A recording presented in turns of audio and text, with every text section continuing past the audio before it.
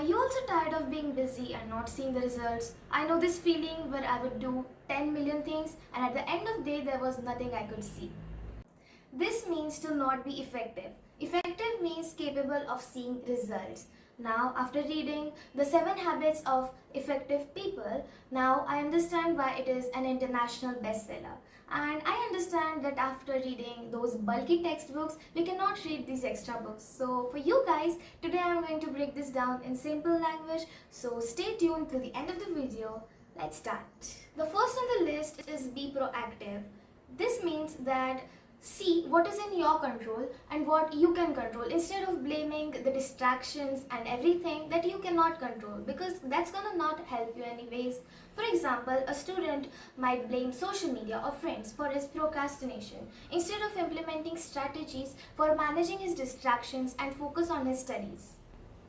I know many people say social media is so addicting, how do I study?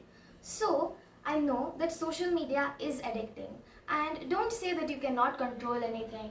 Work on what you can control instead of just complaining about these distractions. And don't complain till you have tried everything you can try. Imagine it's your 60th birthday and your friends and your family are talking about you. They are saying that you were a good brother who always helped them in bad situations and how positive they felt when you were around. You want them to say good things about you, right? So the second habit is begin with the end in mind. So the every action you're doing right now should be influenced by the end you want. For example, if you want people to be amazed about how great work you have done, so what actions you are doing in this present moment that will contribute to people being able to say that about you. And before you make decisions, perhaps between scrolling on your phone and going on a walk with your family, you can ask yourself that what would this decision lead me to end and what would this decision lead me to end. Life is an accumulation of our choices. We are what we continually do. If someone asks you, what is your priority? You would probably say, it's my family or my health. But is it being implemented in your actions? For example, you say that my priority is my mother, but on a Saturday night you choose to watch a movie instead of spending time with your mother. So the question the writer asks is that do you treat your first priority things as your first priority? So the third habit is put first things first. There are going to be 4 quadrants: urgent, important, urgent, not important, non-urgent but important, and non-urgent, non-important quadrant. We spend most of our time in the urgent section, but we can be the most effective in the non-urgent, important section. Things that are not urgent but important, like your family and your health, don't seem urgent at that very moment, but if we continuously don't put them first, they're going to slip away from our hand and we are going to feel very regretful.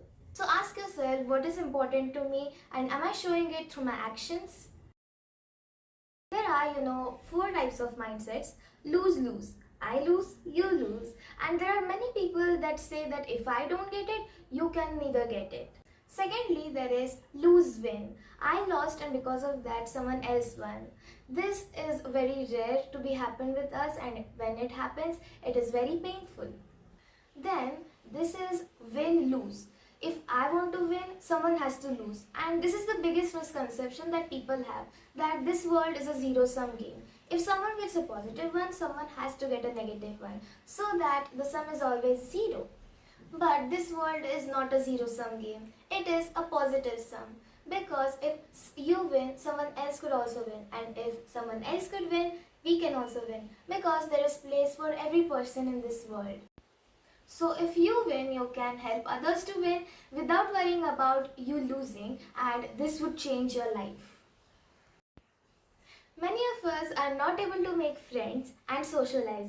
I and Stephen Covey both agree upon that to make genuine connections, we have to practice habit number 5, that is, seek first to understand and then to be understood. It's natural to expect that we get a chance to be understood, share our memories, experiences and about ourselves. But in a conversation, it is better to really understand that person and ask them more questions before responding about yourself. This also applies for a test you're giving. For example, you are reading a question and you're not giving time for your brain to understand that question, and you just start complaining about how wrong the question is. So, if you don't know what the question is, how are you going to answer it? Investing your time and energy into improving your attention span is going to save you so much time in the future. That's because fixing mistakes takes longer and it's hard to catch them than getting it right in the first place. You know that 2 plus 2 equals 4, but what if we turn 2 plus 2 into 5? That is our habit number 6, that is synergize. Synergize means when the whole is greater than the sum of its individual parts. For example, in a volleyball game, we would make more goals as a team than we would make it individually. Imagine a man who is struggling so hard to saw his tree, and another man comes up and he says, "Hey, your saw is pretty dull. Why don't you go sharpen it?" And Bob goes like, "Hey, I don't have time to sharpen my saw.